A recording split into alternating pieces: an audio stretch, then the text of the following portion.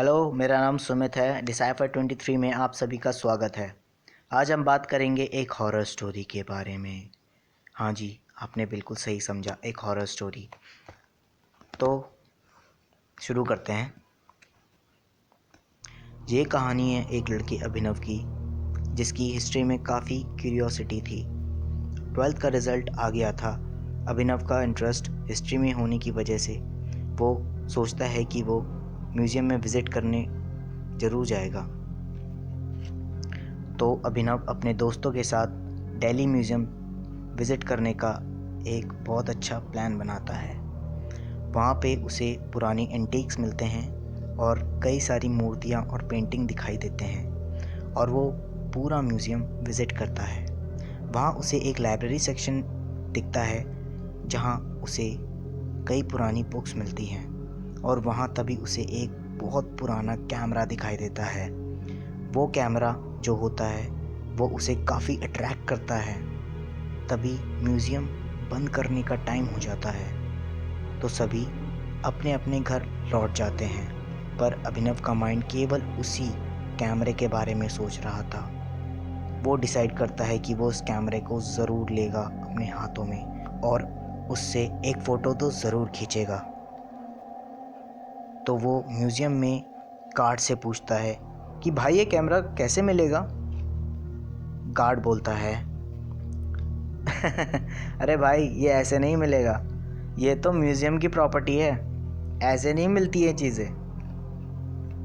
लेकिन अभिनव ने डिसाइड कर लिया था कि वो उसे टच करके ही रहेगा और अपने घर ले जाएगा और उसे एक फ़ोटो तो ज़रूर लेगा।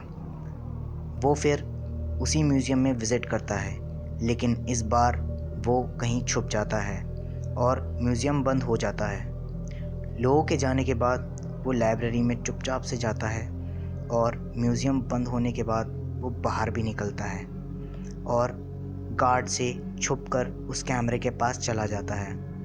वहाँ लिखा होता है do not touch private property, लेकिन वो इसे देखता भी है तब भी वो उसे अनदेखा कर उसे उठा लेता है। लेकिन जैसे ही वो उसे उठाता है वो उसके लेंस में देखता है तो उसे इतना तगड़ा शॉक लगता है कि वो डर जाता है, क्योंकि उसे एक अलग ही दुनिया दिखाई दे रही थी उस लेंस से।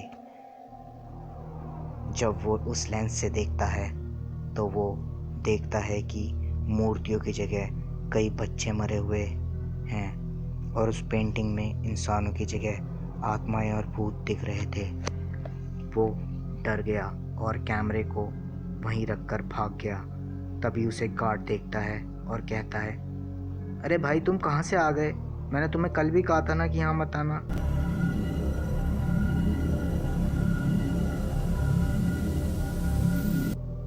चलो मैं तुम्हें घर छोड़ देता हूँ। तो वो दोनों डोर की तरफ जाने लगते हैं, लेकिन तभी वो गार्ड पूछता है, भाई तुमने वो जो कैमरा है वो कुछ छुआ हुआ तो नहीं? कोई टच करना मना है उस कैमरे को? लेकिन अभिनव उसे हाँ कहता है और तभी उसके तेवर बदल जाते हैं। वो गार्ड बहुत गुस्सा हो जाता है और कहता है कि भाई वो कैमरा टच करना मना था, क्यों भाई तुम वहाँ क्यों गए? तो अभिनव कहता है कि भाई मुझे बस उसे एक बार छूना था। लेकिन गार्ड का स्वर बिल्कुल खतरनाक तरीके से बदल जाता है और वो चिल्ला कर बोलता है, कहा ना, मत छूना। अभिनव बहुत ज़्यादा सैड हो जाता है और अपने घर चला जाता है। लेकिन वो अपने घर जाते ही इंटरनेट में उस कैमरे के बारे में सर्च करता है। बहुत सर्च करने के बाद उसे जो सच्चाई पता चलती है वो उसके पैरों तले ज़मीन को खिसका देती है। जी हाँ, बिल्कुल। जब वो उस कैमरे के बारे में सर्च करने लगता है तो उसे कैमरे के बारे में पता चलता है कि ये जो कैमरा है वो छलावे की सच्चाई बताता है। जी हाँ, छलावे की सच्चाई। तो अभिनव सर्च करता है कि ये जो कैमरा इन्वेंट किया था वो किसी पागल साइंटिस्ट ने किया था। कहते हैं कि उस साइंटिस्ट ने साइंस और विचक्राफ्ट को एक कर दिया था। विचक्राफ्ट का मतलब है काला जादू। जी हाँ, इसे देखकर वह अपने दोस्तों को ये सब चीज़ों के बारे में बताता है, लेकिन कोई उसकी बात पर यकीन नहीं करता। केवल उसके दो दोस्त जो कहते हैं कि यार ये चीज़ तो अपने पास भी होनी चाहिए, और वो उस कैमरे को चुराने के लिए उस म्यूज़ियम में चले जाते हैं। तो वो तीनों मिलकर उसी म्यूज़ियम में उस कैमरे को देखते हैं और उस कैमरे को चुराने की सोचते हैं। उसके दोस्त बोलते हैं कि इतनी महंगी चीज़ हमारे पास भी होनी चाहिए। तो वो तीनों रात को फिर से उसी म्यूज़ियम में जाते हैं और छुप जाते हैं। लेकिन वो जैसे ही उस कैमरे को उठाते हैं और देखने लगते हैं तो उन्हें वही नज़ारा भी दिखाई देता है जो अभिनव को दिखाई दिया था। तो उन्हें पेंटिंग में आत्माएं और मूर्तियों में मरे हुए लोग और बच्चे दिखाई देते हैं। तभी गार्ड आ जाता है और कहता है, आज तुम फिर आ गए अभिनव, और अपने दोस्तों को भी लाए हो। तभी अभिनव अचानक से उस कैमरे के थ्रू उस गार्ड को भी देख लेता है। यह देखकर वो डर जाता है कि वो गार्ड की जगह उसे कोई और नहीं बल्कि एक छलावा दिख रहा था। जी हाँ, वो गार्ड भी एक छलावा ही था, क्योंकि उस पूरे म्यूज़ियम में केवल एक ही गार्ड था। तो कुछ संदेह वाली बात तो बनती ही थी। और वो गार्ड कहता है कि तू उस दिन बच गया, क्योंकि उस दिन तूने ओम का लॉकेट पहना हुआ था, तो तू बच गया। आज मैं तुम सबकी बलि दूंगा और शैतान को, और उससे शैतान खुश हो जाएगा और मुझे अमर कर देगा। और अभिनव समझ जाता है कि ये कोई म्यूज़ियम नहीं, कोई और जगह है। लेकिन वो गार्ड अभिनव को पकड़ लेता है और पंजा मारकर उसे दूर कर देता है। तभी उसके दूसरे दोस्त कहीं और भागने लगते हैं, लेकिन वो उन्हें भी पेंटिंग में कैद कर लेता है। लेकिन यह देखकर अभिनव डर जाता है और एग्जिट डोर की तरफ भागता है। लेकिन दरवाज़ा पहले से ही बंद था। वो काफ़ी डर जाता है क्योंकि छलावा उसी की ओर बढ़ रहा था।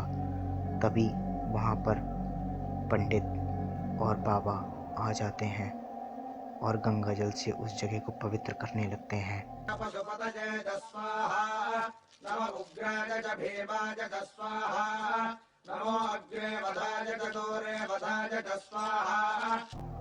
बाबा अभिनव को अपने पास रखकर उस छलावे को मंत्र से भगा देते हैं और पंडित बोलते हैं कि तुमने हमें बताकर काफ़ी अच्छा किया अभिनव, और ये हमें पता है कि ये कोई म्यूज़ियम नहीं, एक्चुअल में ये कोई ग्रेवयार्ड है,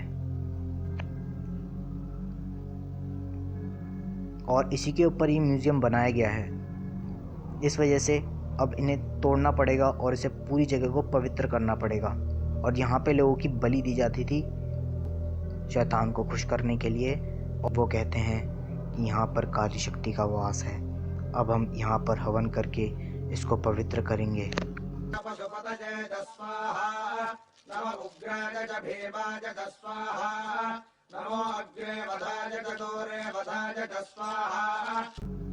वहाँ पे सभी पंडित और बाबा हवन सामग्री लाके वहाँ पूजा करने लगते हैं और सारा म्यूज़ियम वहाँ पे धीरे धीरे करके टूटने लगता है और मूर्तियाँ भी गायब होने लगती हैं।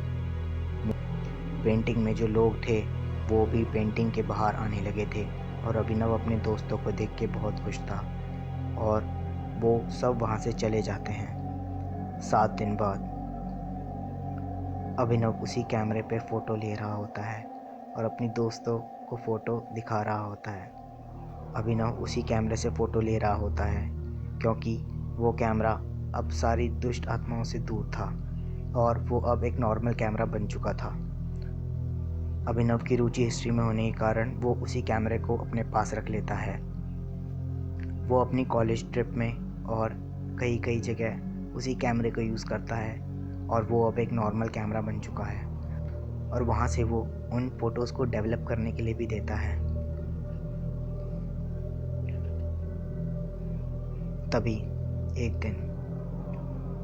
तभी अभिनव के मॉम डैड फैमिली फ़ोटो लेने के लिए अभिनव को बहुत फोर्स करते हैं। तो अभिनव एक फैमिली फ़ोटो लेता है उन तीनों की, मामा, डैड एंड अभिनव की, और उन्हें फ़ोटोज़ को डेवलप करने के लिए दे देता है।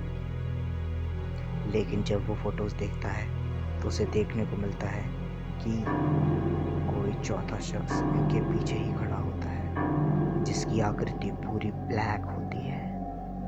ना उसका कोई सर था, ना उसकी कोई आँखें, ना उसका कोई मुंह। अभिनव यह देख के बिल्कुल सुन्न पड़ जाता है।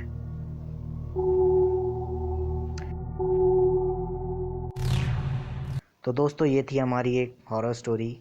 तो आपको कैसी लगी आप हमें कमेंट सेक्शन में ज़रूर बताइए, और लाइक कर दीजिए यार वीडियोस को, क्योंकि यूट्यूब का एल्गोरिथम इसे आगे भेजेगा ज़रूर। तब तक के लिए मिलते हैं, बाय बाय।